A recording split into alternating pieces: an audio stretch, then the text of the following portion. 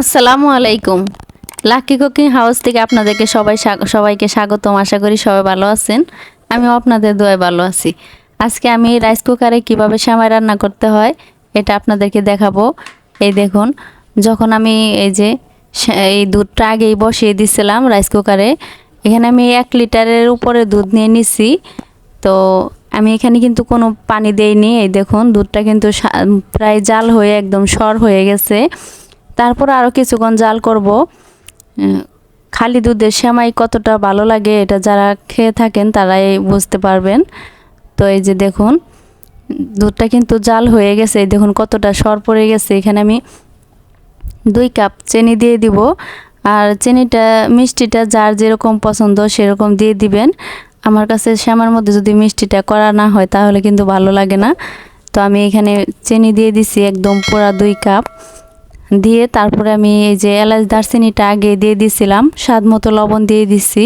অবশ্যই মিষ্টির মধ্যে লবণ দিতে হবে, লবণ না দিলে কিন্তু মিষ্টির স্বাদ পাওয়া যাবে না, পাঞ্চা মাঞ্চা লাগবে। এই দেখুন, আর এলাচ দারচিনিটা ফ্লেভারের জন্য অবশ্যই দিতে হবে। তো দিয়ে আমি কিন্তু দুধটা ভালো করে জাল করে নিচ্ছি। এই দেখুন, মানে কতটা ঘন হয়েছে এটা আপনারা অবশ্য বুঝতে পারতেছেন, যেহেতু সাইড দিয়ে লেগে গেছে। আর এখন যেহেতু গ্যাসের অনেক সংকট, অবশ্যই এই ভিডিওটা দেখলে আপনাদের কাজে লাগবে।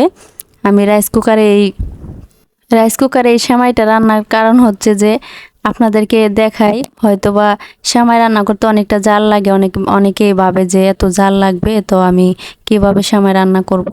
এই জন্য আমি রাইস কুকারে রান্না করলাম। আর এখানে আমি এই যে রাঁধুনি একটা সেমাই আছে, এই সেমাইটা আমি নিয়ে নিছি, এখানে সুন্দর করে ভেঙে নিছিলাম, এখন দিয়ে দিলাম। এই যে দিয়ে এখন আমি আবার রান্না করে নিব। আর দুধটা কিন্তু আমি প্রায় 20 মিনিট 30 মিনিটের মতো জাল করে নিছি। এই জন্য কিন্তু একেবারে দুধটা ঘন হয়ে গেছে।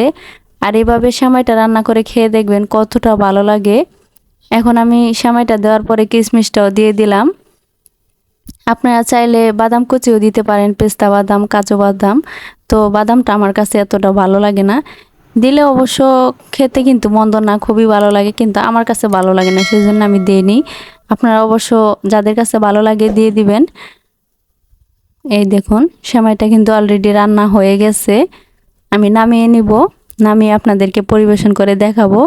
আর দেখুন, এই সেমাইটা কিন্তু শক্ত হবে না, একটু দুধ দুধ থেকে যাবে, মানে নরমও থাকবে, একটু শক্ত থাকবে, একেবারে শক্ত হবে না।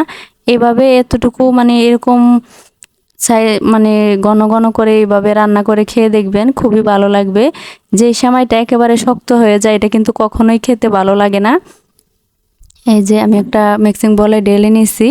আর এখন আমি কিশমিশ দিয়ে পরিবেশন করে নিচ্ছি। আপনারা চাইলে এখানে বাদামও ব্যবহার করতে পারেন, যে কোনো বাদাম দিতে পারেন। তো আমার কাছে যেহেতু পছন্দ না সেজন্য আমি দিইনি। আপনারা চাইলে নারকেলও দিতে পারেন, নারকেল দিলেও কিন্তু অনেকটা ভালো লাগে।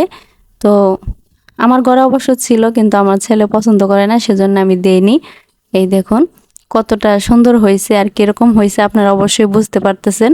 আর সামনে যেহেতু ঈদ আছে, অবশ্যই এভাবে রান্না করে ট্রাই করে দেখবেন, ভালো লাগবে আপনাদের কাছে। আর আমার ফেসবুক পেজটি অবশ্যই ফলো করে দিবেন। সবাই ভালো থাকবেন, সুস্থ থাকবেন। আল্লাহ হাফেজ।